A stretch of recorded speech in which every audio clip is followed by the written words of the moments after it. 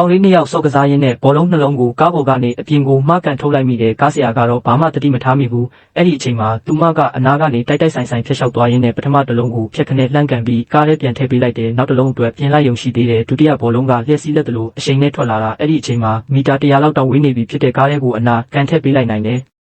ဒါကိုဘောလုံးနီးပြတယောက်ကမြင်သွားပြီးသူ့အသင်းထဲဝင်ဖို့ချက်ချင်းပဲဖိတ်ခေါ်တော့တာပဲလက်ထောက်နီးပြဖြစ်နေလာစာကိုစိတ်ကြိုက်တောင်းလို့ရတယ်လို့လည်းသူကပြောတယ်သူမကညင်းမလို့လုံနေတော့မှပဲသူမကိုထုတ်ခဲ့မှုတဲ့အသင်းဟောင်းကြီးကချန်ပီယံဆုဖလားကြီးကိုရသွားတာမြင်လိုက်ရတယ်အဲ့ဒီအချိန်မှာပဲသူမရဲ့မခံချင်တဲ့စိတ်ဓာတ်တွေဖြစ်လာပြီးပတ်စံတပြားမှမတောင်းဘဲကိုလက်မှတ်ထိုးလိုက်တယ်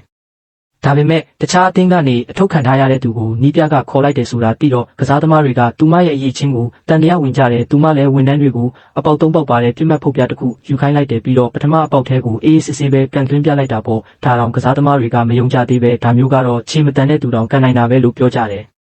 သူမလည်းဘာမှပြန်မပြောဘဲပုတ်ပြားကိုနောက်ထပ်10မီတာဆုတ်ခိုင်းလိုက်တဲ့ဒုတိယအကြိမ်ကန်လိုက်တဲ့ဘောလုံးကမြားတစင်းလိုပြေးထွက်သွားပြီးဒုတိယအပေါက်ထဲကိုအတိအကျဝင်သွားပြန်တဲ့ကစားသမားတွေနည်းနည်းတော့အံ့ဩသွားကြပြီမဲ့ကန်ကောင်းလို့ဝင်တာပါလို့ပြောနေကြတော့မဲ့အဲ့ဒါနဲ့သူမကပြစ်မှတ်ကိုနောက်ထပ်မီတာ50လောက်ထပ်ရွှေ့ခိုင်းလိုက်တယ်ပြီးတော့နောက်ပြန်ကန်ချက်နဲ့အသေးဆုံးအပေါက်ထဲကိုကန်သွင်းပြလိုက်တော့မှတစ်ဖက်လူတွေလည်းအံ့ဩမြင်သက်သွားပြီးဝိုင်းပြီးလက်ခုပ်တီးအားပေးကြတော့တယ်တလခွဲကြာတိတ်ပန်နီးကြလေ့ကျင့်ပေးပြီးရဲ့နောက်မှာတော့အမြဲတမ်းနောက်ဆုံးကနေတဲ့အသင်းဟာလိဂ်ပြိုင်ပွဲရဲ့ဆီမီဖိုင်နယ်အထိတက်လန်းလာနိုင်ခဲ့တယ်။အဲ့ဒီမှာတပွဲမှမရှုံးသေးတဲ့တန်တာအသင်းနဲ့ရင်ဆိုင်ရတာပေါ့ပွဲစားလို့9မိနစ်မှာတင်သူမတို့အသင်းကစသွင်းလိုက်နိုင်တယ်။တန်တာအသင်းကောင်းဆောင်ကလည်းသူ့အသင်းသားတွေကိုအာယုံဆိုင်ဖို့တတိပေးနေတာပေါ့။တကယ်လဲသူမတို့သွင်းလိုက်တိုင်းသူတို့ကတကိုးပြီးတကိုးပြန်သွင်းနေတာဘေးကနေကြည့်နေတဲ့သူမလည်းချက်ချင်းပဲသဘောပေါက်လိုက်တယ်သူမတို့ရဲ့ကစားကွက်ကိုကြိုသိနေကြတာပဲ